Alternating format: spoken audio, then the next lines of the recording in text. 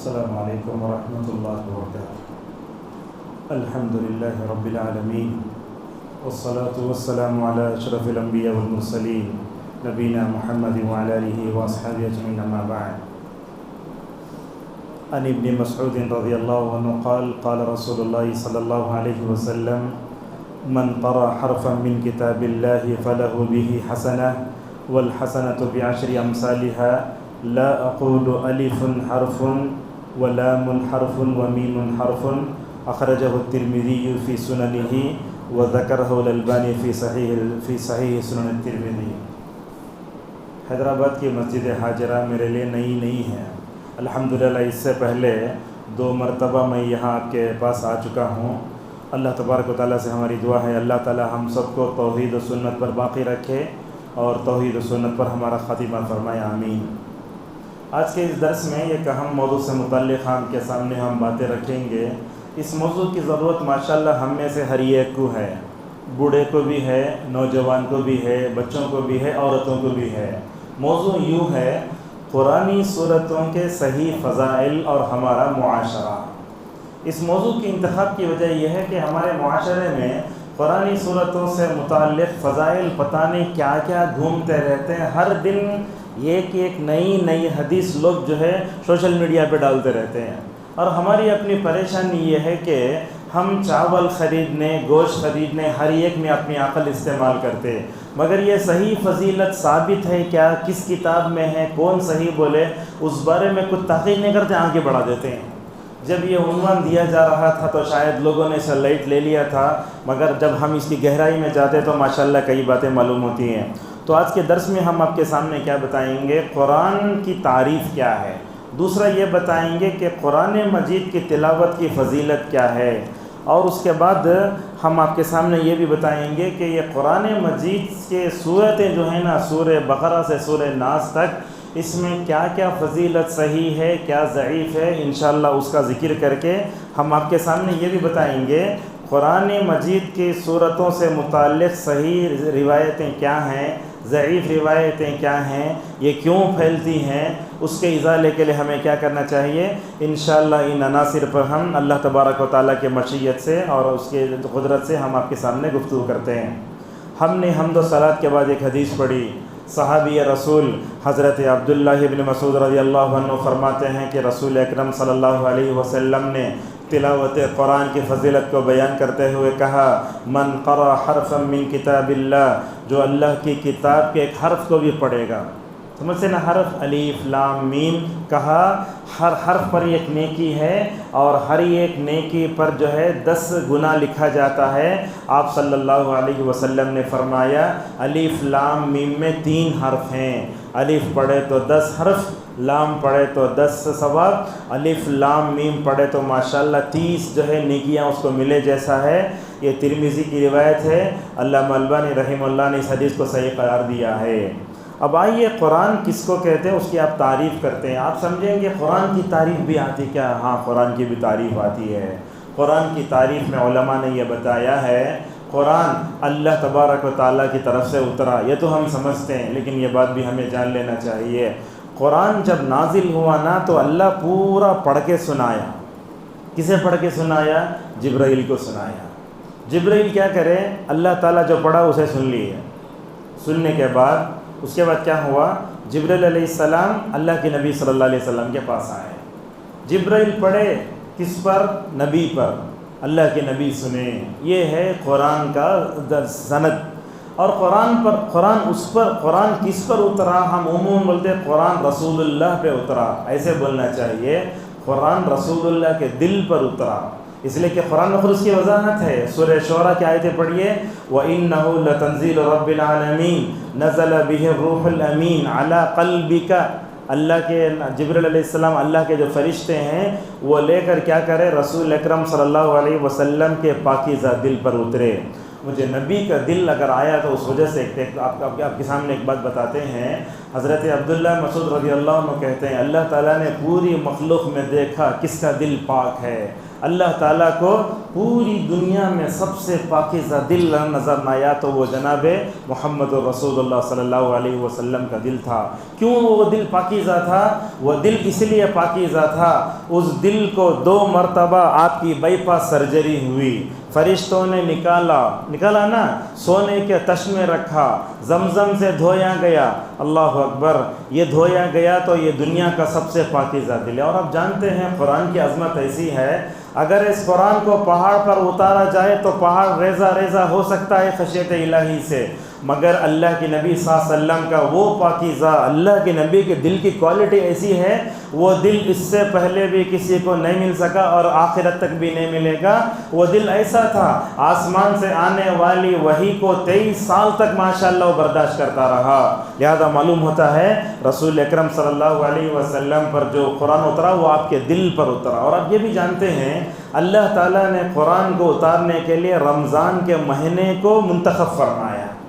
علامہ ابن رجب حنبلی رحمہ اللہ کہتے ہیں اللہ تعالیٰ چاہتا تو شعبان میں اتار سکتا تھا، ذی الحجہ میں اتار سکتا۔ ہم بولتے انا انزلناہ فی لیلۃ القدر، یہ شب قدر میں اترا، رمضان کے آخری عشرے میں اترا، رمضان میں اترا۔ کیوں؟ اس لیے کہ کہتے ہیں بندہ روزہ رکھ کر اللہ کے قریب ہوتا ہے، جب روحانی طور پر بندہ ماشاءاللہ طاقتور ہوتا ہے اللہ کی طرف سے آنے والی وحی کو قبول کرنے میں آسانی ہوتی ہے۔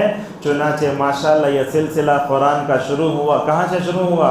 سورہ علق کی ابتدائی آیتوں سے شروع ہوا اور 23 سال تک ماشاءاللہ مکمل طور پر چلتا رہا۔ اب سوال یہ ہے کہ قرآن میں 2 طرح کی صورتیں، ایک مکی صورت، دوسری مدنی صورت۔ ہم اسے لائٹ لے لیتے، حالانکہ اس کے اندر بھی بڑی گہرائیاں ہیں۔ پہلے دیکھو اللہ تعالیٰ نبی پر جو قرآن اتارا اس میں کیا چھوٹی چھوٹی آیتیں، یا ایھا المدثر والطور والنجم اذا ہوا۔ اس کے مقابلے میں مدنی آیتوں کو دیکھو، ایک صفحہ، تو اللہ تعالیٰ یہ بتاتا ہے شروع میں تربیت کرنا ہو تو چھوٹا چھوٹا اسلوب اپنانا چاہیے، جب تربیت ماشاءاللہ پختہ ہو جاتی ہے تو بڑی بڑی چیزیں میں دی جا سکتی ہیں۔ مکی صورتیں کتنی ہیں، مدنی صورتیں کتنی ہیں، اس بارے میں آپ یہ بات یاد رکھیں۔ مدینہ منورہ کا قرآن پرنٹنگ پریس ہے، وہاں سے جو قرآن چھپتا ہے وہ سب سے زیادہ اتھارٹی ہے دنیا میں۔ اس میں لکھا ہے 86 صورتیں مکی ہیں اور 28 صورتیں مدنی ہیں۔ 86 کو 28 سے ملا تو کتنا ہوتا؟ 114 ہوتا ہے۔ آج کل ہمارا عجیب ہمارا نوجوان پلے اسٹور میں جاتا، اس میں لکھا ہے احمدی قرآن قادیانیوں کا، وہ ڈاؤن لوڈ کرنے کو پڑتا ہے۔ ہمارے کچھ لوگ ہیں جو بولتے ہیں 114 صورتیں 117 صورتیں، اور بعض لوگوں کو دیکھیں گے آپ انہوں بولتے 114 صورتیں 112 صورتیں۔ کئی کو بولے تو حضرت عبداللہ مسعود رضی اللہ عنہ سورہ فلق اور ناس کو قرآن میں شمار نہیں کرتے تھے، وہ بولتے تھے اللہ تعالیٰ رسول اللہ صلی اللہ علیہ وسلم پر جو جادو ہوا تھا اس کو جادو کو علاج کرنے کے لیے اتارا تھا۔ مگر علامہ ابن کثیر نے یہ بھی ذکر کیا ہے شروع میں وہ بولتے تھے یہ دونوں صورتیں قرآن کا حصہ نہیں ہیں، مگر بعد میں وہ جو ہے ماشاءاللہ قرآن کا جو ہے حصہ ماننے لگے۔ معزز حاضرین، یہ قرآن کے صورتوں کے جو فضائل ہیں ہمیں یہ جاننا بہت ضروری ہے۔ ہمارے معاشرے میں اس بارے میں افراط و تفریط آتی ہے۔ آپ کو بتاتا ہوں، دیکھو ماشاءاللہ جس سلفی دعوت سے ہم جڑے ہوئے ہیں ہمارا اس بارے میں یہ موقف ہونا چاہیے، صحیح حدیث سے، حسن حدیث سے، اللہ کے نبی صلی اللہ علیہ وسلم سے کوئی بھی اگر صحیح بات قرآن کی صورتوں سے فضیلت سے متعلق آ گئی اسے ہمیں سر آنکھوں پر رکھنا چاہیے۔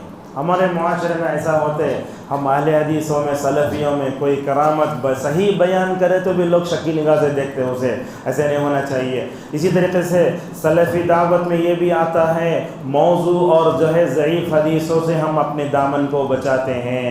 ضعیف حدیث آ گئی اس پہ ہم عمل نہیں کرتے، موضوع حدیث آ گئی اس پہ عمل نہیں کرتے۔ اسی لیے دیکھیں گے دوسرے مسلک کی مساجد میں دیکھتے ہیں وہ وضو کی نیت الگ لکھی ہوئی ہوتی ہے، اذان کے بعد کی دعا الگ لکھی ہوئی ہوتی ہے، اور اسی طریقے سے ہم دیکھتے ہیں درود اللہ کے نبی اذان کے بعد پڑھو بولے تو لوگ اذان سے پہلے درود پڑھتے ہیں، اور کیا کرتے ہیں وہ اقامت سے پہلے بھی درود پڑھتے ہیں، نہیں ہونا چاہیے۔ علامہ البانی رحمہ اللہ جمال الدین قاسمی حفظہ اللہ کا حوالہ دیتے ہوئے کہتے ہیں اللہ کے نبی صلی اللہ علیہ وسلم سے فضائل سے متعلق جو صحیح حدیثیں آئیں سر آنکھوں پر، اس کے علاوہ موضوع اگر ضعیف حدیث آتی ہے تو ہم اس کو قبول نہیں کرتے۔ یہ موقف ہے امام بخاری کا، امام مسلم کا، ابن العربی کا، ابن حزم کا اور ابن تیمیہ کا۔ اور آگے کہتے ہیں علامہ ابن تیمیہ رحمہ اللہ، علامہ البانی خود کہتے ہیں جو بھی صحیح حدیث آتی ہے ہم اس کو مانتے ہیں، جو ضعیف حدیث آتی ہے ہم اس کو فضائل کے باب میں نہیں مانتے۔ علامہ ابن تیمیہ نے یہ بھی لکھا ہے اگر شریعت میں اگر کوئی ضعیف حدیث آ گئی تو دیکھنا چاہیے یہ حدیث حقیقت میں ضعیف ہے کیا۔ ضعیف بولنے والے کون ہیں؟ بعض مرتبہ ایسے ہوتا وہ حدیث ہمارے مزاج کے خلاف پڑتی ہے تو لوگ ضعیف بول دیتے ہیں۔ جیسے ایسے ہوا ابراہیم علیہ السلام 3 جگہ جھوٹ بولے، حدیث بخاری میں ہے، اب جماعت اسلامیہ کے لوگ اسے نہیں مانتے، رجم کی حدیث کو نہیں مانتے، رد کر دیتے ہیں۔ اسی طریقے سے یہ بات بھی یاد رکھیں اللہ کے نبی صلی اللہ علیہ وسلم کے بارے میں جھوٹ بولنا یہ بہت بڑا گناہ ہے۔ علماء بولتے جھوٹ بولنے کے 3 کیٹیگری ہوتے ہیں۔ جھوٹ اللہ پہ بولنا، اللہ تعالیٰ جو بات نہیں بولا وہ ہمیں نہیں بولنا چاہیے، جیسا کہ کہا وَأَن تَقُولُوا عَلَى اللَّهِ مَا لَا تَعْلَمُونَ۔ دوسری بات یہ ہے ہمیں اللہ کے رسول صلی اللہ علیہ وسلم پہ اوپر جھوٹ بولنا نہیں چاہیے۔ اب ضعیف حدیثیں موضوع حدیثیں لے کر کے لوگ قال رسول اللہ بول کے نعوذ باللہ رسول اللہ کی طرف منسوب کرتے ہیں۔ دوسرے مسلک کی مساجد میں آپ دیکھیں گے ان کے مکتب میں حدیثیں بچوں کو پڑھائی جاتی ہیں، اس میں ایک حدیث آتی ہے من نقل الدب دخل الجنہ، جو آدمی کدو کھایا جنت میں چلا گیا۔ بچپن سے موضوع ضعیف حدیثیں اگر بچوں کو پڑھائے تو صحیح حدیث کہاں ان کے ذہن میں بیٹھے گی۔ اس طریقے سے یہ بھی بولتے ہیں، کیا بولتے ہیں اس کے علاوہ اکریم الخبزہ، تم روٹی کی عزت کرو۔ تو اس طرح کی جو حدیثیں بچپن میں بولتے، بچپن میں علم دیے تو پتھر میں لکیر کی طرح رہتا ہے۔ تو ہمیں کیا کرنا، بچپن سے ہی قرآنی صورتوں کے جو صحیح فضائل ہیں اپنے بچوں کے ذہن میں بٹھاؤ۔ اگر آپ موضوع ضعیف حدیثیں بٹھاتے ہیں تو بچپن سے ان کا ذوق کیا ہے مکمل طور پر خراب ہو جاتا ہے۔ ایک بات بھی ہے اس وقت ہماری جماعت میں ایک بڑا مسئلہ آتا ہے، وہ کیا ہے، ایک طرف ہے علامہ البانی بہت بڑے محدث، ان کا امت پر بہت بڑا احسان ہے۔ کیسا احسان ہے مجھے معلوم ہے، 10 سال پہلے 15 سال پہلے ایک حدیث صحیح ہے ضعیف ہے بخاری مسلم کے علاوہ حدیث تلاش کرنا ہو تو ایک ہفتہ لگتا تھا۔ آج اتنا احسان ہے امت پر ان کا 10 سیکنڈ میں 3 سیکنڈ میں معلوم کر سکتے، کتابوں کے ذریعے اور جو ہے نیٹ کے ذریعے ڈالتے ہی آتا البانی صحیح بولے ضعیف بولے۔ ایک طرف تو یہ پڑوسی ملک کے عالم دین تھے زبیر علی زئی، جانتے ہوں گے، اہل حدیث تھے، 55 سال کی عمر میں ان کا انتقال ہوا، اللہ تعالیٰ ان کی خدمت کو قبول فرمائے۔ انہوں کیا کرتے علامہ البانی جس حدیث کو صحیح بولتے انہیں ضعیف بولتے۔ ہمارے اس میں مسئلہ پیش آتا، ہماری حدیث کے ہمارے جماعت کے 2 علماء نا علامہ البانی صحیح بولے انہوں ضعیف بول رہے ہیں، انہوں صحیح بول رہے ہیں، کنفیوژن ہوتا۔ جب یہ سوال استاد محترم جامعہ دارالسلام کے ناظم ہیں ڈاکٹر عبداللہ جولم عمری مدنی حفظہ اللہ سے ویلور کی مسجد الفلاح میں سوال کیا گیا، شیخ ایک طرف علامہ البانی آپ کو حدیث کو صحیح بول رہے ہیں، دوسری طرف زبیر علی زئی پڑوسی ملک کے جو عالم ہیں نا انہوں آ کر ضعیف بولتے ہیں، ہمیں کیا کرنا۔ ماشاءاللہ بہترین محدث انہوں، تقریباً 89 سے اب تک ماشاءاللہ جامعہ دارالسلام میں بخاری پڑھا رہے ہیں، شیخ الحدیث ہیں۔ انہوں نے کیسے بڑا اچھے انداز جواب دیا، کہا علامہ البانی کا جو علم ہے وہ اس علم کے درجے کو زبیر علی زئی نہیں پہنچ سکتے، پہلی بات۔ دوسری بات یہ ہے کہ کہا، یہ غور سے سنیے، بات ذرا علمی بھی ہے طلبہ بھی ہے، سب غور سے سنیے۔ اصل میں ہوتا کیا ہے، ضعیف حدیث مختلف طرق سے آتی ہے تو وہ حسن درجے تک پہنچتی ہے، یہ کون بولتے ہیں؟ علامہ البانی بولتے ہیں۔ لیکن زبیر علی زئی کہتے ہیں ضعیف حدیثوں کو اگر مختلف ناحیے سے لایا جائے تو وہ صحیح حدیث تک نہیں پہنچ، حسن درجے تک نہیں پہنچتی۔ تو علامہ البانی کا جو موقف ہے وہی موقف جمہور علماء کا ہے۔ مسئلہ کیا ہوا، زبیر علی زئی جو پاکستان کے عالم دین ہیں، یہ دارالسلام جانتے ہیں نا ریاض میں قرآن کتابوں کی پرنٹنگ کا جو ہے، یہ زبیر علی زئی کا تعلق وہاں عبد الملک مجاہد سے بڑا گہرا تھا۔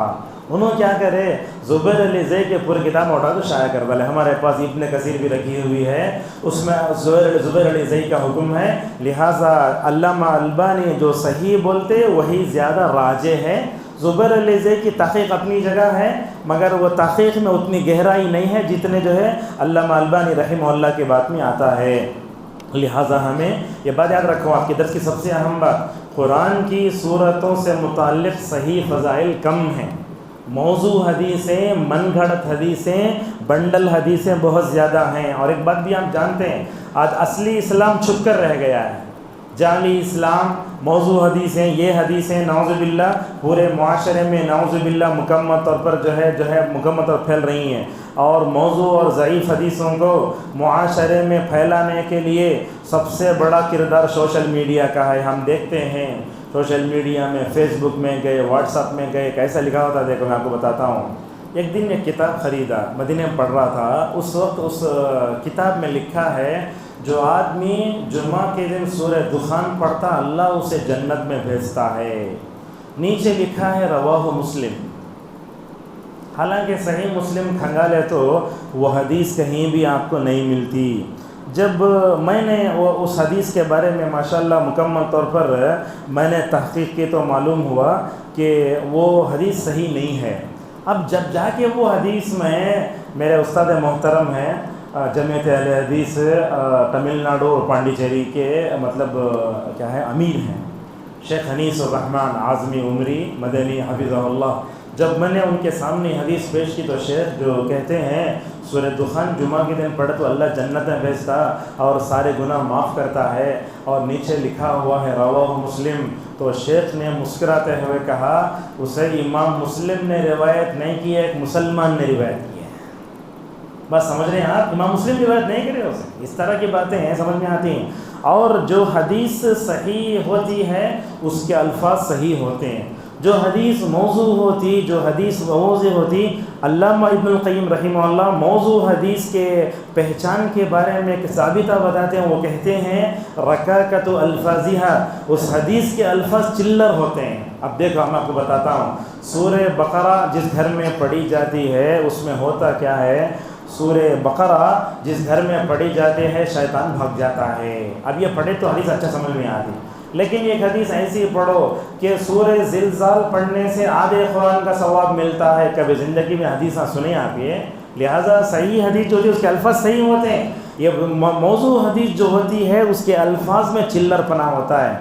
نیٹ میں ہم تلاش کرتے ہیں تو ماشاءاللہ عورتیں بھی کیا کیا کام کرتے ہیں، دیکھو قرآن کی صورتوں سے صحیح متعلق علامہ البانی رحمہ اللہ کن کن احادیث کو صحیح قرار دیا ہوا میں آپ کے سامنے بتاتا ہوں، وقت ہمارے پاس کم ہے، دوسری مسجد میں درس بھی ہے۔ قرآن کی سب سے پہلے سورہ فاتحہ ہے، اس کے بارے میں ماشاءاللہ کیا کیا حدیثیں آتی ہیں۔ حضرت عبداللہ ابن عباس رضی اللہ عنہما فرماتے ہیں اللہ کے نبی بیٹھ کے ہیں، جبرائیل بیٹھ کے، حالانکہ جبرائیل آپ کے پاس کیا لاتے، وہی لاتے سو، جبرائیل بیٹھے ہیں، اللہ کے نبی صلی اللہ علیہ وسلم بیٹھے ہیں۔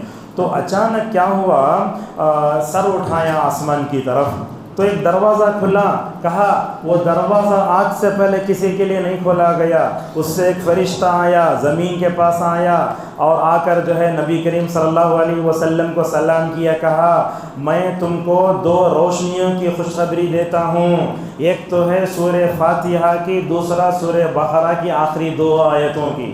یہ حدیث مسلم میں ہے، علامہ البانی رحمہ اللہ نے جو ہے صحیح و ترغیب میں صحیح کہا۔ اور یہ بھی دیکھو آپ نے سورہ فاتحہ کی فضیلت کو بیان کرتے ہوئے کہا یہ سورہ فاتحہ اتنی عظمت والی سورت ہے، توریت میں بھی نہیں، انجیل میں بھی نہیں، زبور میں بھی نہیں ہے، اور یہ 7 آیتیں ہیں، اس میں ماشاءاللہ اس کو بار بار پڑھا جاتا ہے، اور جب بندہ سورہ فاتحہ نماز میں پڑھتا اللہ جواب دیتا ہے۔ اسی لیے جب سورہ فاتحہ پڑھو کیا کرنا، ٹہر ٹہر کر پڑھنا، حدیث میں آتا ہے۔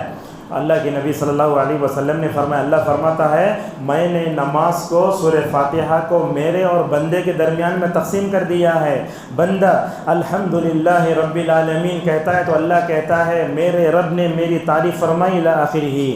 اسی طریقے سے یہ سورۃ الفاتحہ ہے نا ماشاءاللہ، یہ جو ہے یہ دم کرنے کی صورت ہے۔ آپ جانتے ہیں حضرت ابو خضر رضی اللہ عنہ کہتے ہیں صحابہ ایک جنگ سے واپس آ رہے تھے، راستے میں ایک قافلے کے وہ بادشاہ کو بچھو ڈنک مار لیا، انہوں صحابی کیا کرے، سورہ فاتحہ پڑھ کے دم کرے تو انہوں بکریاں دیے، اللہ کے نبی صلی اللہ علیہ وسلم کو آ کے بتائے، اللہ کے نبی صلی اللہ علیہ وسلم نے اس واقعے کو صحیح فرمایا۔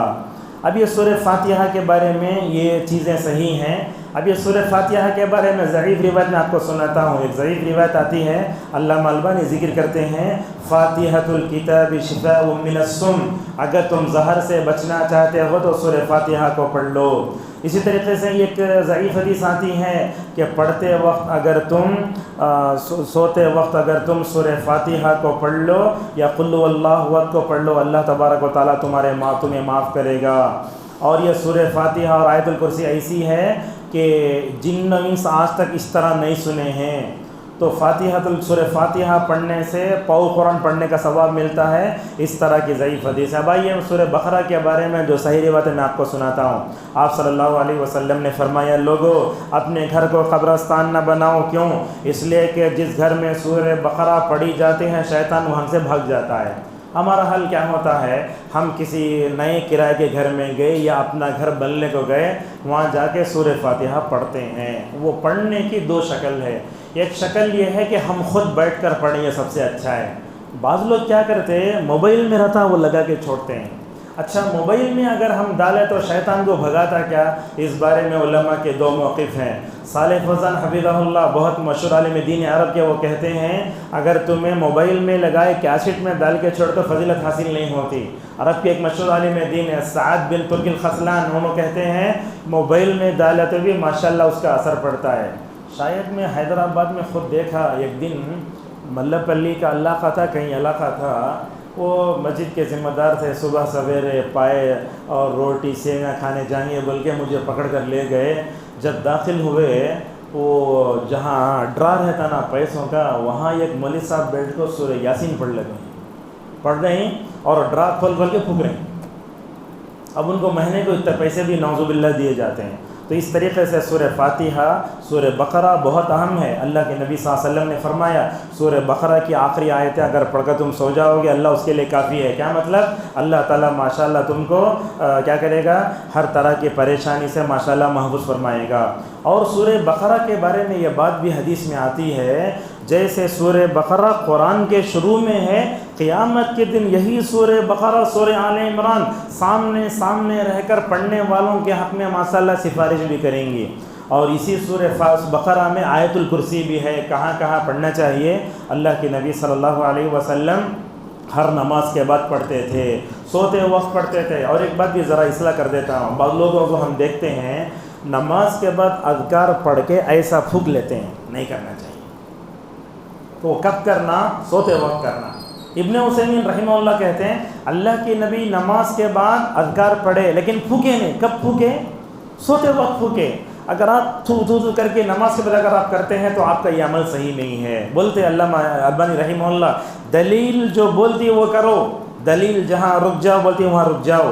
اسی طریقے سے اللہ کے نبی صلی اللہ علیہ وسلم جس آدمی کو سورہ بقرہ یاد ہوتی اس کو ماشاءاللہ جو ہے کیا کرتے تھے, فوج کا کمانڈر بناتے تھے.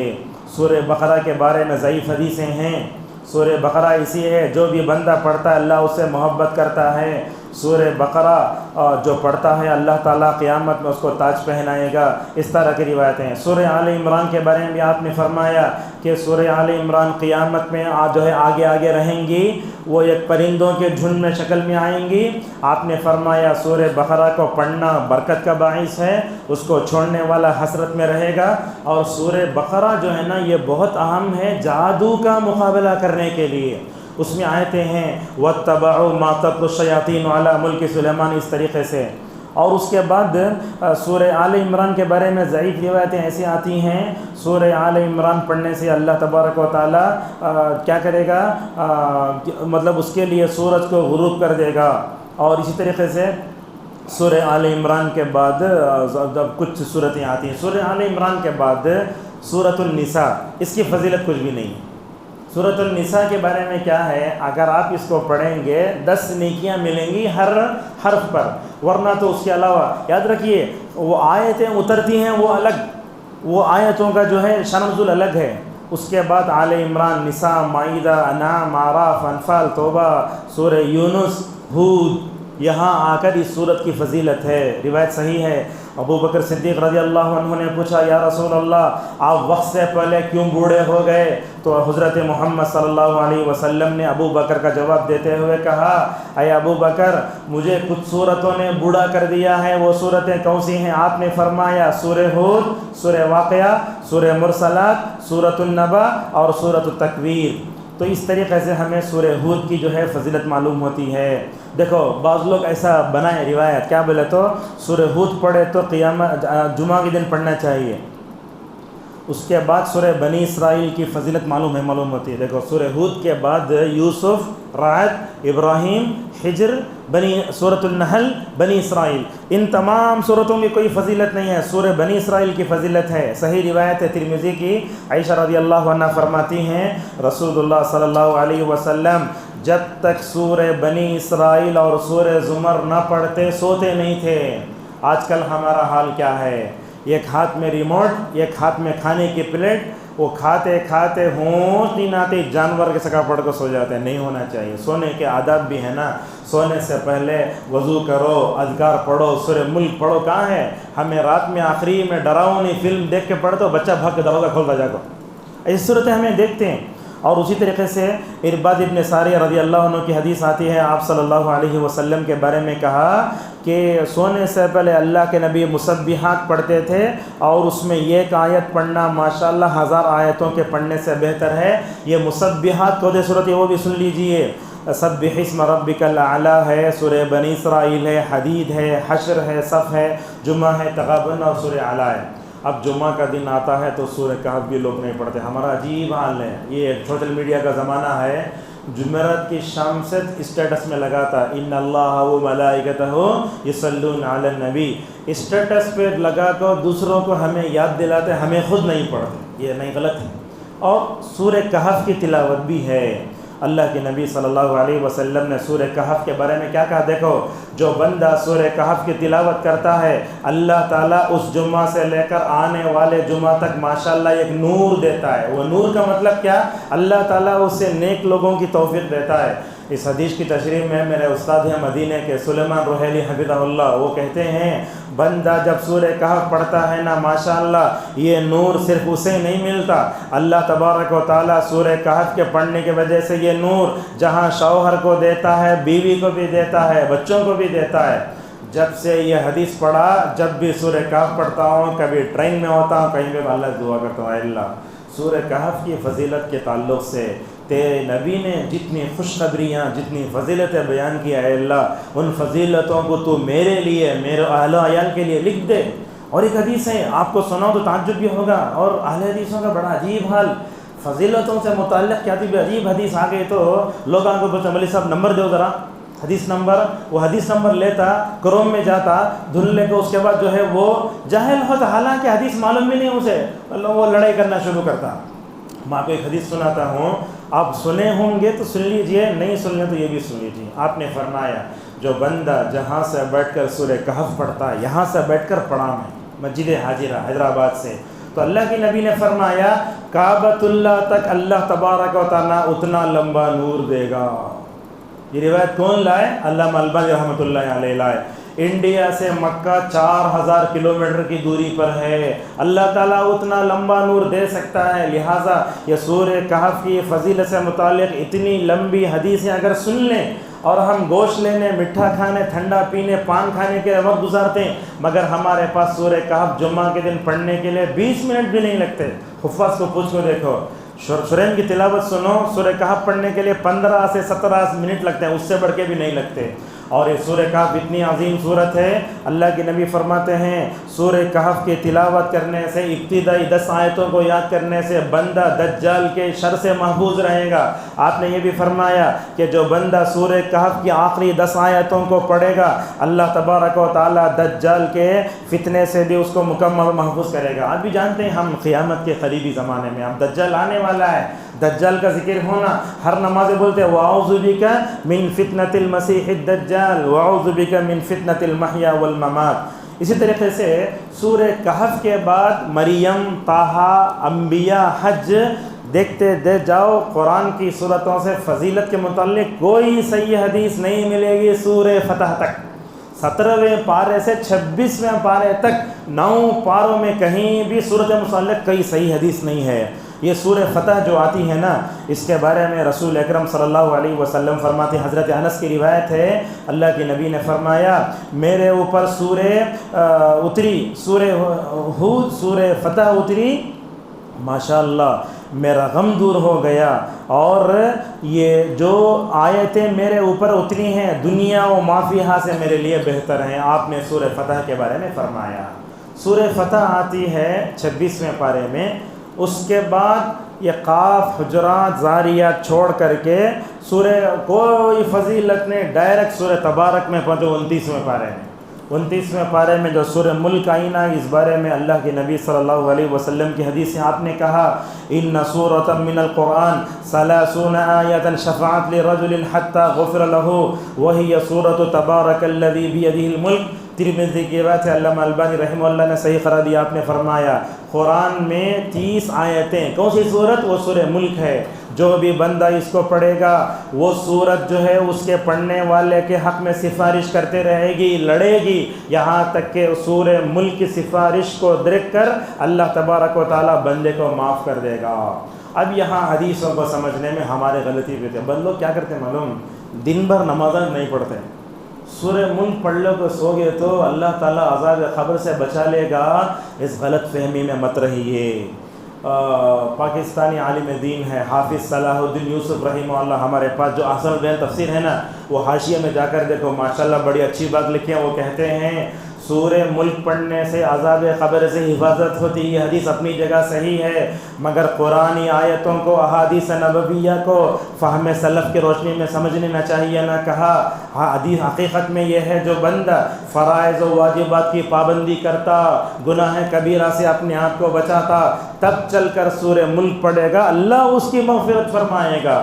جو آدمی نماز نہیں پڑھتا، گناہ کبیرہ کرتے رہتا ہے، رات میں سوتے سوتے میں سورہ ملک پڑھ کر سو گیا تو اللہ تبارک و تعالیٰ اس کی مغفرت نہیں فرمائے گا۔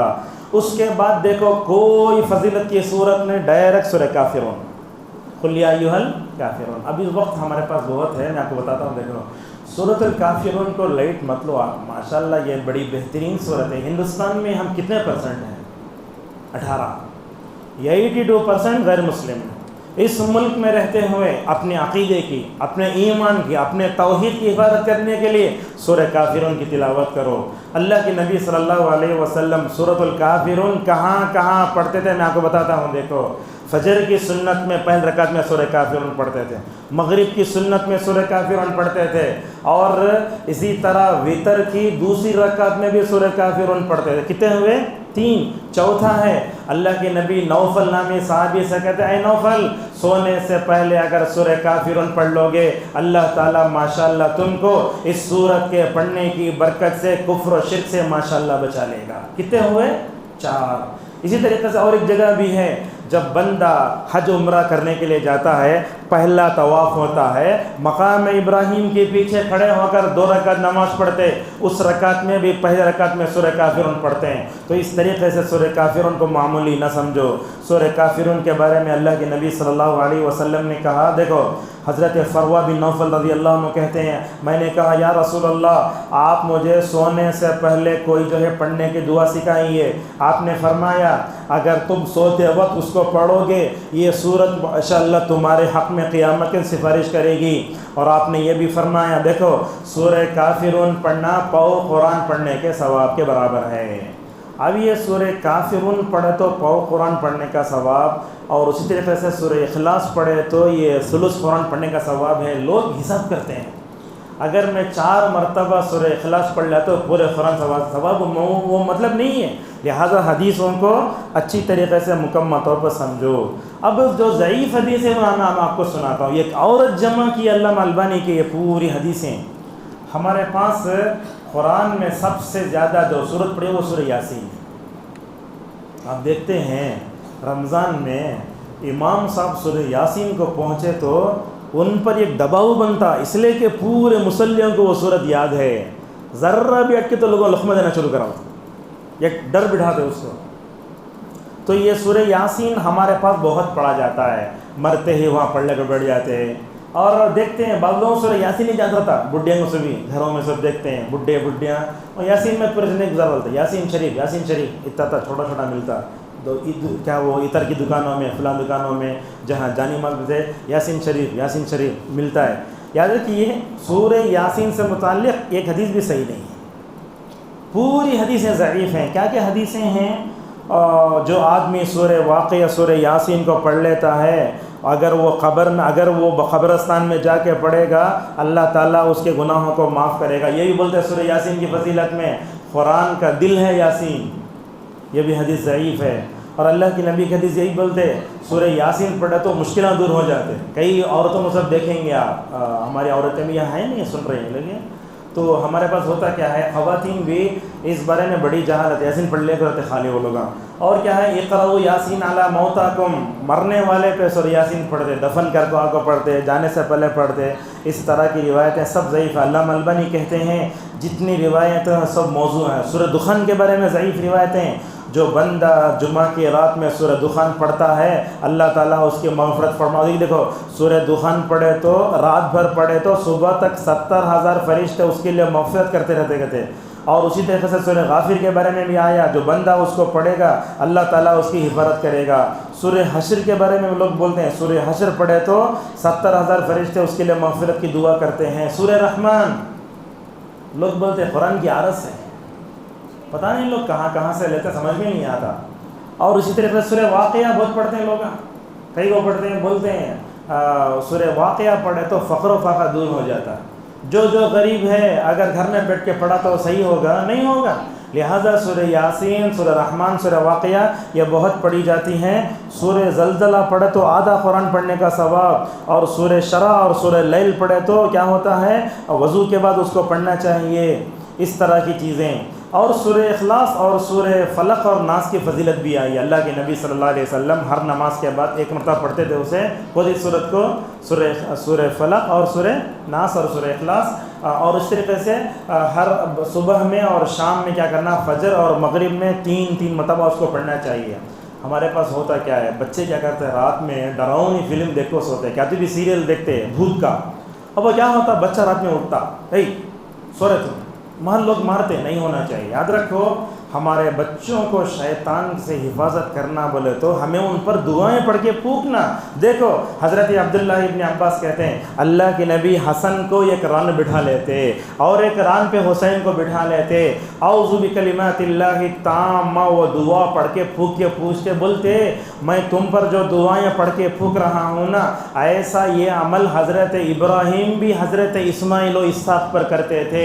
لہٰذا بچہ رات میں ہڑبڑا کے اٹھا فلق ناس پڑھو، بلکہ وہ ایسی عادت ہونا چاہیے، بچے گھبرائے کچھ نہیں بیٹے آیت الکرسی پڑھو، اللہ تعالیٰ شیطان سے ماشاءاللہ تمہاری حفاظت فرماتا۔ اور دیکھو عائشہ رضی اللہ عنہ فرماتی ہے نبی کریم صلی اللہ علیہ وسلم بیمار ہوئے تب بھی ان صورتوں کو چھوڑتے نہیں تھے۔ آپ نے عائشہ سے فرمایا عائشہ یاد رکھو یہ صورتیں میں اچھا تب پڑھتا تھا، اب مجھے پڑھنے میں ایسا کرو تم پڑھ کے ماشاءاللہ میرے اوپر پڑھ کے پھونکو۔ حضرت عائشہ رضی اللہ عنہ ان صورتوں کو پڑھ کے اپنے اللہ کے نبی صلی اللہ علیہ وسلم پر جو ہے پڑھ کر مکمل طور پر پھونکا کرتی تھیں۔ تو اس طریقے سے سورہ اس کے بارے میں کچھ باتیں آپ کے سامنے بتائے۔ اب یہاں سوال یہ آتا ہے کہ قرآن کی صورتوں سے متعلق جو صحیح روایتیں ہیں ہمیں کہاں تلاش کرنا چاہیے۔ بعض لوگ دیکھتے عطر بیچتے، ٹوپیاں بیچتے، تسبیح بیچتے، وہ دکان میں جو کتاب رہتی اس میں مؤلف کا نام بھی نہیں، حدیث کا حوالہ بھی نہیں، حدیث پاک کا مفہوم بولتے، لوگ لا کر وہ کتاب پڑھ کو نعوذ باللہ گمراہ ہوتے رہتے ہیں۔ یاد رکھو کسی بھی سورت کی فضیلت سے متعلق اگر آپ صحیح حدیث جاننا چاہتے ہیں صحیح بخاری، اس کے بعد صحیح مسلم، اس کے بعد کیا ابو داؤد، ترمذی، نسائی، ابن ماجہ۔ مگر بخاری مسلم میں جتنی حدیثیں سب صحیح ہیں متفق علیہ سر آنکھوں پر، مگر ابو داؤد، ترمذی، نسائی، ابن ماجہ میں جو حدیثیں آتی ہیں نا علماء کو دیکھیں گے بخاری مسلم کے علاوہ جہاں بھی حدیث آتی ہیں تو بولتے، ابھی شروع میں بولا میں اس حدیث کو ترمذی نے روایت کیا، علامہ البانی رحمہ اللہ نے صحیح قرار دیا ہے۔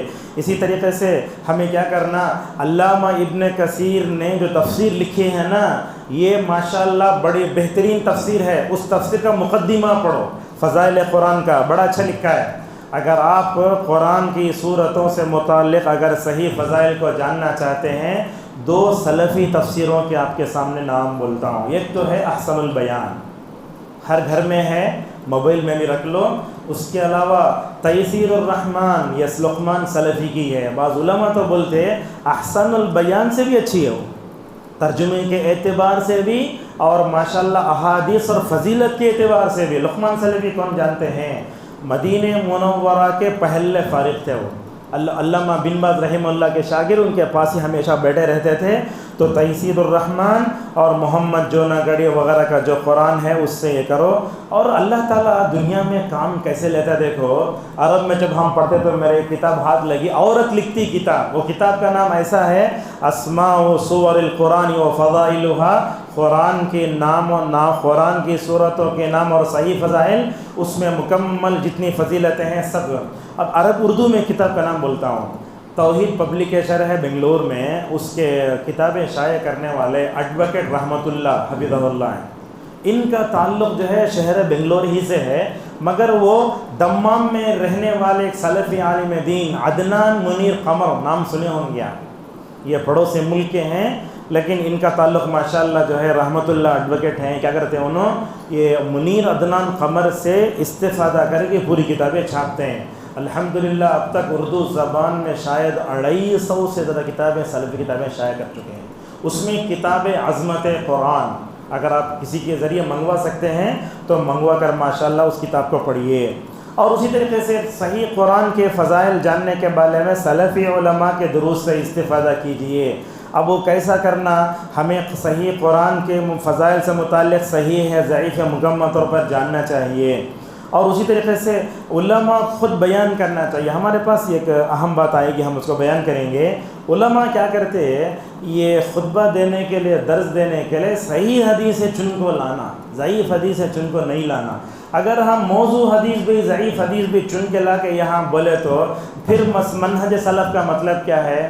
میں نے ایک سلفی عیدگاہ میں یہ حدیث وہ بقرعید کے موقع پر کہتے ہوئے میں سنا کہ جب آدمی قربانی کرتا ہے تو وہ قربانی کا وہ خون کا یہ قطرہ زمین پر پڑنے سے پہلے اس کی مغفرت ہو جاتی ہے۔ وہ قیامت کے دن خون سے مشک خوشبو آئے گی۔ انسان جب اسے بولتے ہیں، سنیں، ایک سلفی عالم دین عیدگاہ سلفیوں کی ہے، اور بولتے ہیں وہ پل صراط پر اس پر بیٹھ کر جائے گا، جب وہ بیٹھ جائے گا تو اس کے بیوی بھی بیٹھے گی، اب اس کے بعد بیٹھنے کے لیے جگہ نہیں تو بچے دم پر بیٹھ جائیں گے۔ سلفی منہج کسی کو اندر لانا یا باہر نہیں ہے، سلفی منہج بہت عام ہے، سلفی دعوت ہے نا، یہ دنیا کے لیے رحمت ہے، لہٰذا جو صحیح حدیثیں ہوتے ہیں وہی کی جائیں۔ اور اسی طریقے سے ہم دیکھتے ہیں حدیثوں کے گھڑنے میں، جھوٹی حدیثوں کے گھڑنے میں شیعہ کا بھی بہت بڑا کردار ہے۔ ہماری حدیثوں کے مجموعے کو انہوں نے ضائع کیا، پوری تاریخ کو داغ دار کر کے رکھ دیا۔ حدیث موضوع کیا ہے، امام شافعی تو بولتے شیعہ اتنا جھوٹ بولتے، جھوٹ کا ریکارڈ توڑ دو، اتنا ضعیف حدیثیں موضوع حدیثیں ملا کریں۔ ایک زمخشری ہیں، معتزلی ہیں، ان کی تفسیر ہے کشاف، اس میں اٹھا کر دیکھے تو ہر صورت کے بارے میں حدیث لاکھوں ہیں۔ علامہ ابن حجر کو اللہ جزا خیر دے، کیا بہترین کام کرے، وہ تفسیر میں جتنی موضوع حدیث ہے پور نکل کے بتا ڈالے، پوری حدیثیں موضوع ہیں۔ آوے کہ واقعہ سناتا ہوں آپ کو، ایک تھا حدیثیں گھڑنے والا، 1,00,000 حدیثیں گھڑا ہے۔ کتنے حدیثیں؟ 1,00,000۔ اس سے جا کے لوگ پوچھے رہے تھے 1,00,000 حدیثیں گھڑنے کی ضرورت کیا تھی؟ وہ راوی کا نام ہے نوح ابن ابی مریم۔ کیا نام ہے؟ نوح ابن ابی مریم۔ انہیں کیا بولتا دیکھو، وہ گھڑنے کی وجہ کیا ہے؟ اصل میں لوگ کیا کر رہے ہیں، خالی ابو حنیفہ کی فقہ پڑھ رہے ہیں، اس کے بعد سیرت پڑھ رہے ہیں، قرآن نہیں پڑھ رہے ہیں۔ میں ان کو قرآن پڑھنے کے واسطے 1,00,000 حدیثیں گھڑا، 1,00,000 حدیثیں جب گھڑ کر جو ہے صحیح ضعیف پوری مل کر آئے ہوں گی، ایک عام آدمی کس طرح تفریق کرے گا، بچائیے۔ اسی طریقے سے یہ موضوع ضعیف حدیثوں کے پھیلنے کا ایک بڑا سبب علماء بغیر تحقیق کے بولتے ہیں۔ آپ میرے خطبے کے کاغذات دیکھیں گے، الحمدللہ ہم حدیث کا حوالہ بھی لکھتے، نمبر بھی لکھتے، وہ علامہ البانی رحمہ اللہ صحیح بولے ضعیف بولے مکمل طور پر وہ لکھ کے لاتے ہیں۔ اسی طریقے سے یہ قرآن کی صورتوں سے متعلق موضوع اور ضعیف روایتیں پھیلنے کا ایک سبب بدعتی علماء ہے۔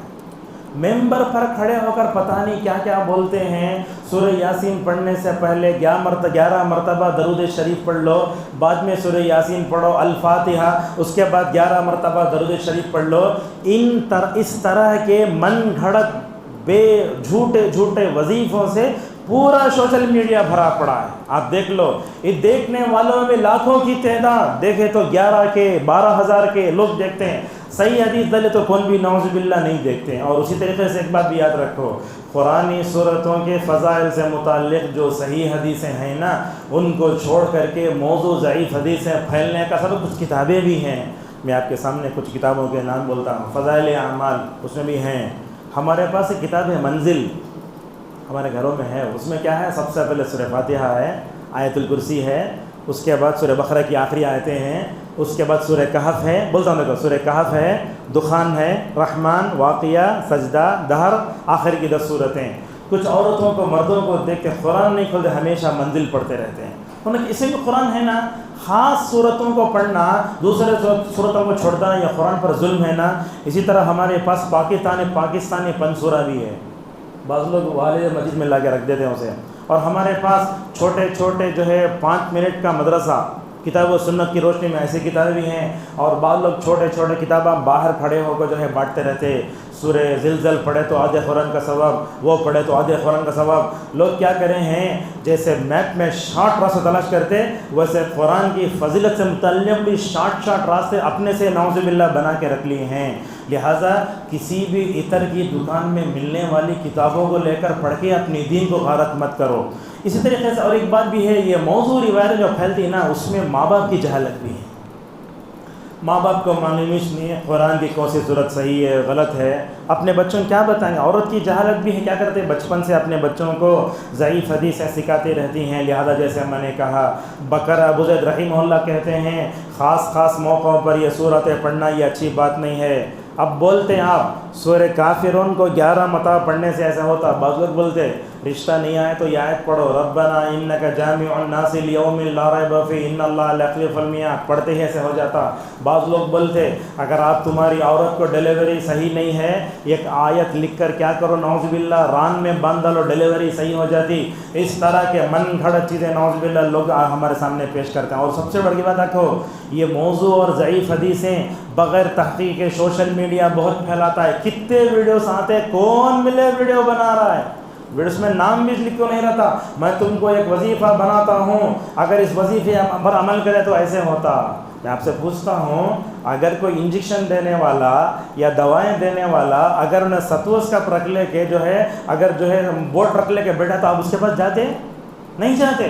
لہٰذا اس طریقے کی جو چیزیں آتی ہیں وہ ان تمام چیزوں سے اپنے آپ کو بچا کے رکھنا. اور ہمارے شارٹس میں بھی آتا, لوگ دیکھتے رہتے, آگا ہاں سورہ یاسین پڑھتا ایسا ہوتا, سورہ واقعہ پڑھا تو وہ ہوتا.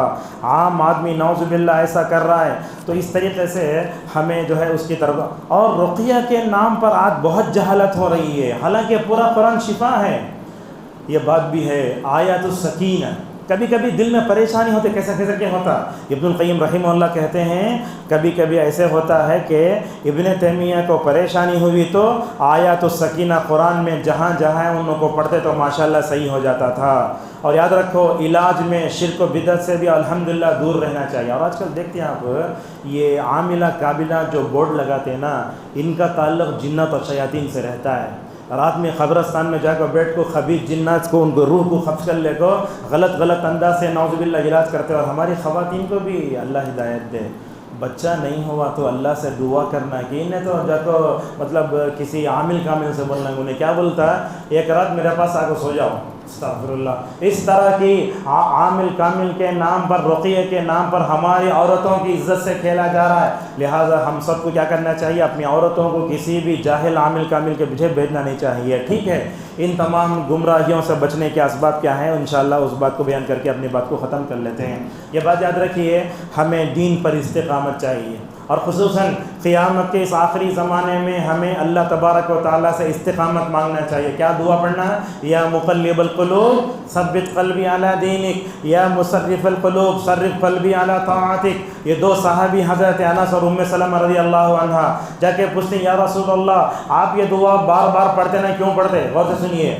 تو اللہ کے نبی بولتے دیکھو اصل آدم کے بیٹوں کا دل اللہ تبارک و تعالیٰ کے 2 انگلیوں کے درمیان میں ہے، جیسے چاہتا ہے وہ پھیرتا ہے۔ صحابہ نے کہا یا رسول اللہ ہم آپ پر ایمان لائے، قرآن پر ایمان لائے، شریعت پر ایمان لائے، کیا آپ کو ہمارے دلوں کے بدل جانے کا اندیشہ ہے کیا؟ کون پوچھ رہی ہے؟ جنت میں جانے والے صحابہ۔ آپ نے فرمایا ہاں تمہارے دلوں کے بدل جانے کا اندیشہ ہے۔ میں آپ سے پوچھتا ہوں اللہ کے نبی کا زمانہ گزار کر دنیا میں کتنے سال ہو گئے؟ 1400 سال ہو گئے۔ جب اللہ کے نبی کو اپنے صحابہ کے بارے میں ڈر ہے تو ہم سب کو بھی استقامت کے لیے اللہ تبارک دعا کرنا چاہیے، اور قرآنی آیت قرآنی صورتوں سے متعلق صحیح فضائل معلوم کرنے اور موضوع ضعیف حدیث کو اپنے آپ کو بچانے کے لیے صحیح احادیث پر ہمیں نظر ہونا چاہیے۔ اچھا ٹھیک ہے، یہ حدیث ضعیف ہے، موضوع ہے، کیسا معلوم ہوتی؟ کیا ہر ایک آدمی کاتبی جو ہے وہ کروم میں جا کے انٹرنیٹ میں جا کے ضعیف حدیث ہوتی؟ لوگوں کو ایسا نہیں کرتا، نہیں ہونا چاہیے۔ یاد رکھو آپ اس بارے میں ہمیں علماء سے رجوع کرنا چاہیے۔ اسی لیے علامہ ابن القیم رحمہ اللہ ابن تیمیہ جو لکھتے ہیں، دیکھو MBBS جو ڈاکٹر ہوتا ہے نا وہ نہ تمہارا جسمانی ڈاکٹر ہے، یہ علماء جو ہوتے ہیں وہ تمہارے روحانی ڈاکٹر ہیں، لہٰذا روحانی ڈاکٹر سے مکمل طور پر رجوع کرو، اور قرآنی صورتوں کے فضائل سے متعلق بخاری مسلم کی حدیث آئی سر آنکھوں پر، ورنہ کوئی بھی حدیث آئی علماء سے ماشاءاللہ رجوع کرو۔ یہ بنگلور کا کلیت الحدیث ہے، اللہ جزاک خیر دے، بڑا اچھا کام کر رہے ہیں۔ وہاں تو ایک ایپ ہی ہے، علماء موجود رہتے ہیں، آپ چاہے تو وہ واٹس ایپ کے گروپ میں داخل بھی ہو سکتے ہیں، آپ کو کون سی حدیث سنا گروپ میں پوچھنا، ماشاءاللہ علماء آپ کا جواب دیتے ہیں۔ یہ بات یاد ہے تو اور ایک بات میں آپ کو بتا دیتا ہوں، آج کل ایسے ہو رہا ہے عمری بن گیا، اس کے بعد محمدی بنا، جامعی بن گیا، اس کے بعد اپنا واٹس ایپ گروپ کھول لیتا۔ کچھ لوگ ایسے بھی ہیں مدینے سے فارغ ہو پائے، ضعیف حدیث ہے، موضوع حدیث میں گروپ کھول لیے۔ اب یہ لوگ کیا کر رہے ہیں، نئے نئے جو لوگ فارغین ہوتے ہیں ان کو تجربہ کم ہوتا ہے، انہوں کیا کرتے ہیں، حکمت بھی نہیں کیا بھی نہیں، لوگوں کے درمیان میں دھڑکنے سے جواب دیتے ہیں۔ کس کا جواب سن لیے؟ علامہ بن باز فرماتے ہیں ایسے فرماتے ہیں، نہیں ہونا چاہیے۔ لہٰذا تجربے کار ربانی جو قدیم علماء ہوتے ہیں ان سے جڑ کر رہیے، اور اس طریقے سے علامہ البانی کی تحقیق پر بھی توجہ دیں۔ اور یہ بات بھی یاد رکھیں، مسجد میں درس قرآن ہوتا نا، انہوں کیا کرنا، ہر صورت سے متعلق فضیلت کی جو صحیح حدیث ہے وہ بتانا۔ سورہ بقرہ بتا دیے، سورہ آل عمران بتا دیے، سورۃ النساء آ گئے، عالم کو بولنا ہوا محراب میں بیٹھ کر سورۃ النساء کی فضیلت سے متعلق کوئی حدیث نہیں ہے، لہٰذا مدارس میں مساجد میں اس کی طرف توجہ دینا چاہیے۔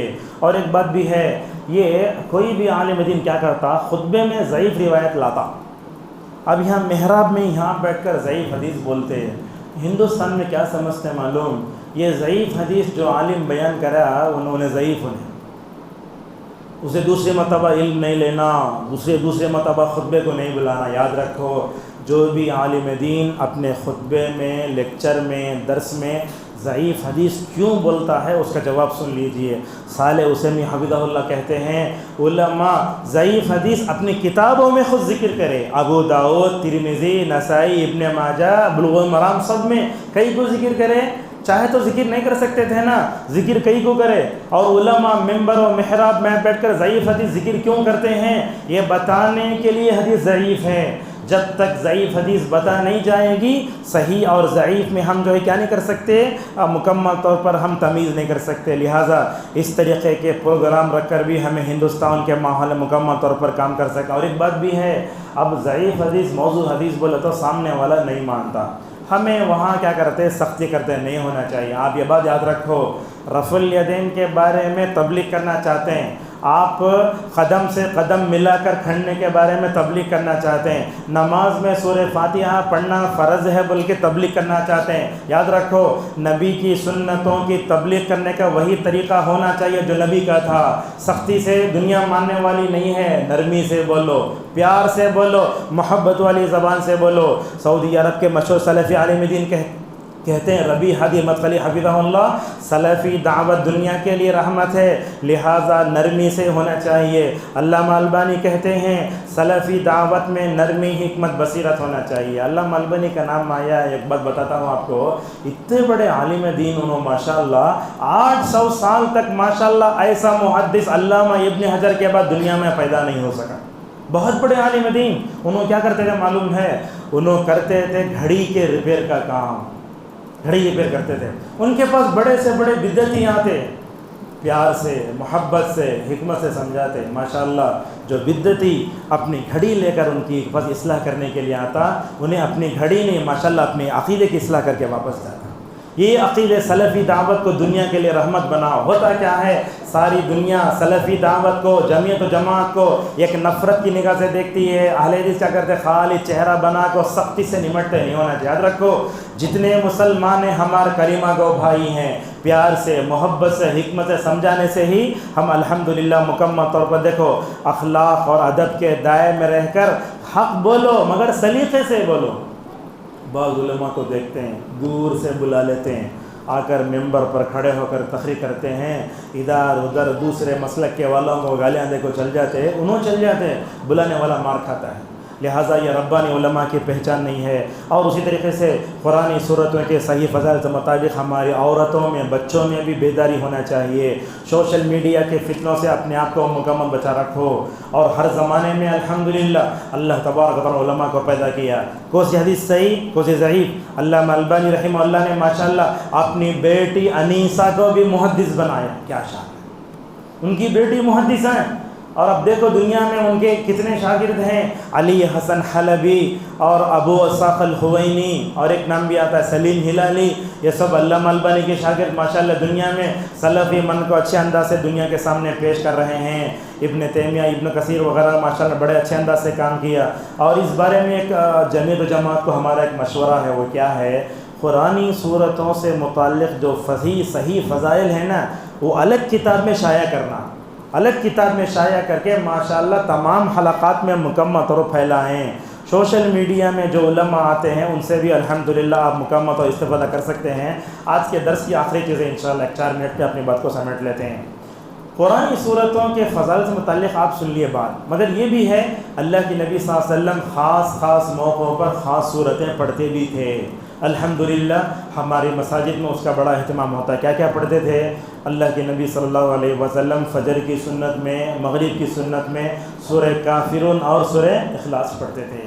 بعض اہل حدیث مساجد میں دیکھا گیا جمعرات کے دن مغرب میں کافرون اخلاص پڑھتے ہیں. یہ بات صحیح نہیں ہے. مغرب کی سنت میں ذکر ہے، انہوں کیا سمجھ گئے مغرب میں پڑھنا ہے، سمجھ گئے. اگر آپ اس کو ایک عادت بنا لیں تو بدعت بھی ہو سکتا ہے. اچھا ٹھیک ہے، اللہ کے نبی صلی اللہ علیہ وسلم یہ سورہ کافرون سورہ اخلاص کیوں پڑھتے تھے؟ علامہ ابن تیمیہ رحمہ اللہ نے ماشاءاللہ اس کی حکمت بیان کی. اللہ کے نبی صبح سویرے اٹھتے، اللہ کے نبی کو اپنے عقیدے کی توجہ ہوتی. جب شام ہوتی اللہ کے نبی کو اپنے عقیدے کی توجہ. جب شام ہوتی وطر کی دوسرے رکعت میں سورہ کافرون پڑھتے وقت بھی اللہ، سوتے وقت بھی اللہ کے نبی کو اپنے عقیدے کا خیال ہوتا. لہذا سورہ کافرون اخلاص پڑھ کے اللہ کے نبی صلی اللہ علیہ وسلم اپنے عقیدے کی حفاظت کرتے تھے. اور جمعہ کی فجر میں کیا پڑھتے؟ سورہ سجدہ بھی سورہ دہر. یہ پڑھنا ثابت ہے اللہ کے نبی سے، یہ بھی ثابت ہے اللہ کے نبی توجہ سے پڑھتے تھے. مگر ہمارے پاس کچھ لوگ ہیں جو یہ پڑھنے کو ضروری سمجھتے ہیں. اب ہوتا کیا، جمعرات کو تاخرات جگ کو دوسرے دن جمعہ صبح میں عالم موج پڑھنا، اگر نہیں پڑھا تو امامت سے ہٹا ڈالنا اسے. اپنے کتنے مرتبہ شاگردوں کو بولا میں، رات میں تاخرات جگ کو ہیں، کون تو بھی نماز فجر میں اتنا لمبا پڑھتا کھڑتا کیا، سب کو نیند آتے رہتے، سب لڑک لے کر رہتے. کیسا پڑھتے؟ چھوٹی چھوٹی صورتیں پڑھنے میں کیا بھی حرج نہیں. اگر کبھی، بلکہ علامہ البانی کا ایک واقعہ ہے. علامہ البانی کیا کرے، ایک دن جو ہے ایک جگہ نماز فجر کو گئے جمعہ کے دن، ان کو نماز کے لیے آگے بڑھائے. انہوں کیا کرے، سورہ سجدہ سورہ دہر چھوڑتا دوسرے صورتیں پڑھے.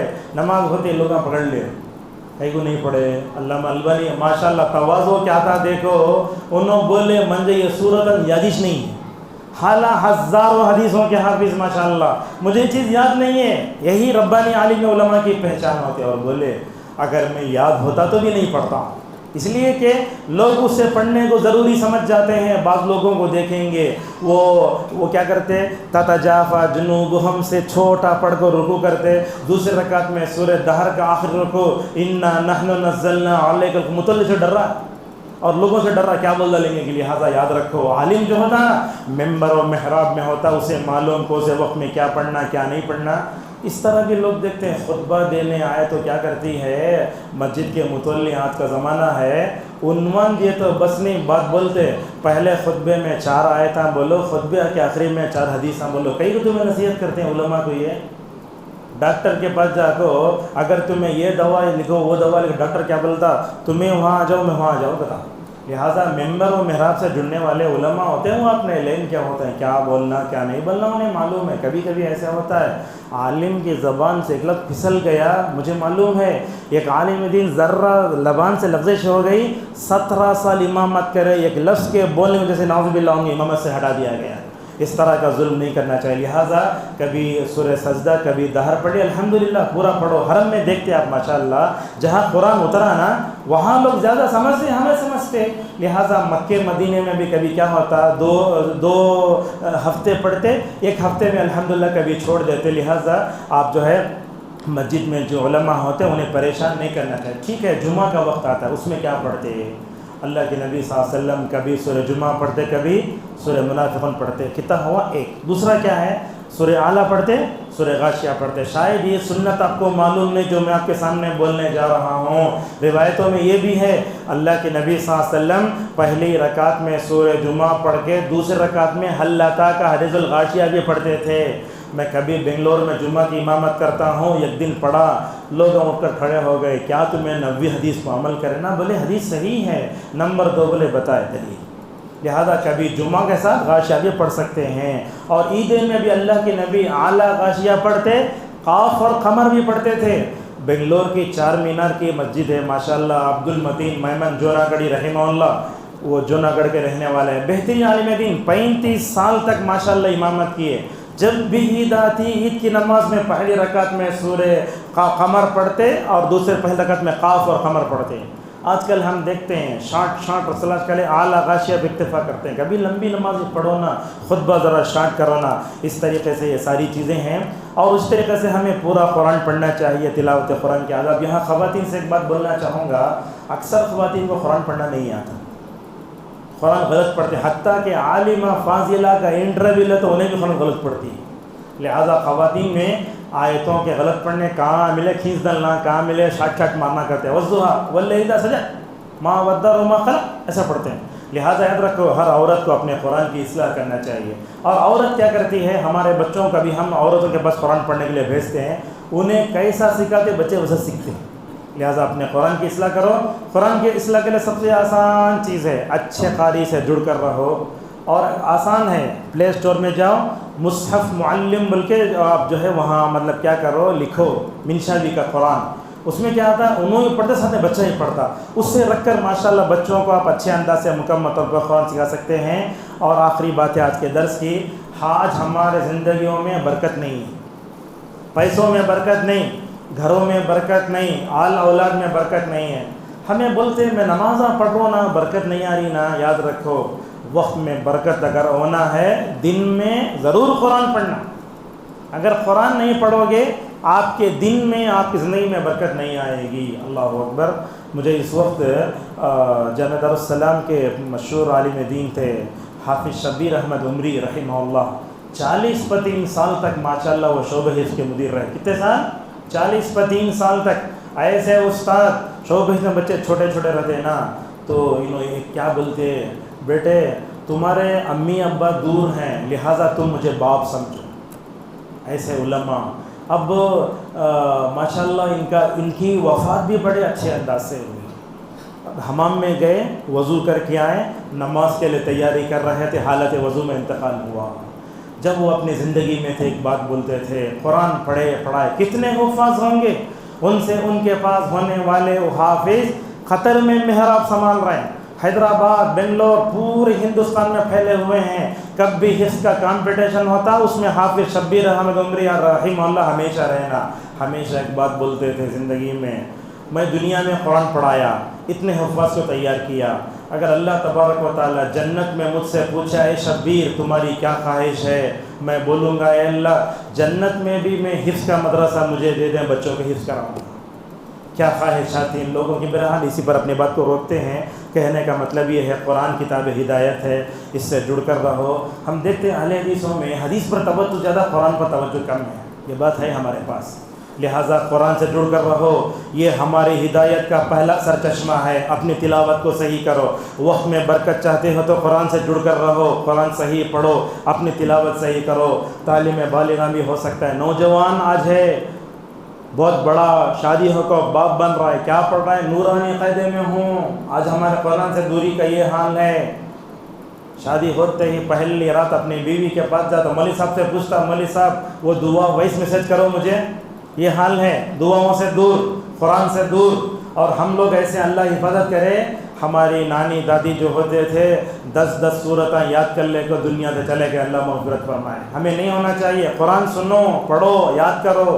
یہ قرآن میں ٹک ٹاک آتا، واٹس ایپ آتا، گانے آتے، 3 گھنٹے کے فلمیں رہتے، کیا ہم اس میں قرآن نہیں رکھ سکتے کیا؟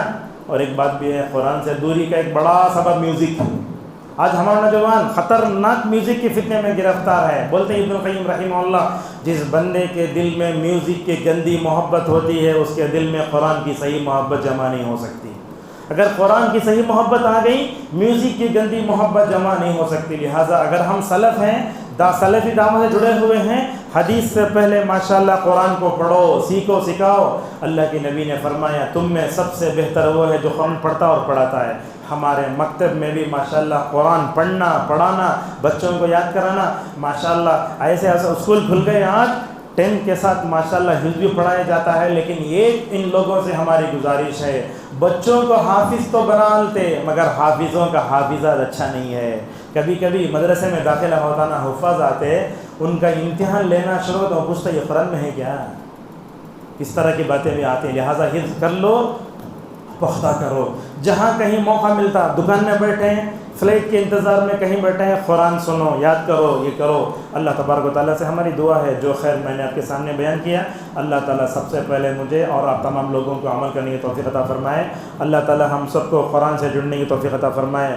قرآنی صورتوں اس کے فضائل سے متعلق جو صحیح روایتیں، اللہ تمام روایتوں پر ہمیں عمل کرنے کی توفیق عطا فرمائے۔ یہ سوشل میڈیا کے ذریعے، بدعت علماء کے ذریعے یہ جو قرآنی صورتیں متعلق ضعیف موضوع حدیثیں پھیل رہی ہیں، اللہ تعالیٰ ہم سب کو ضعیف موضوع سے روایت سے ہماری حفاظت فرمائے۔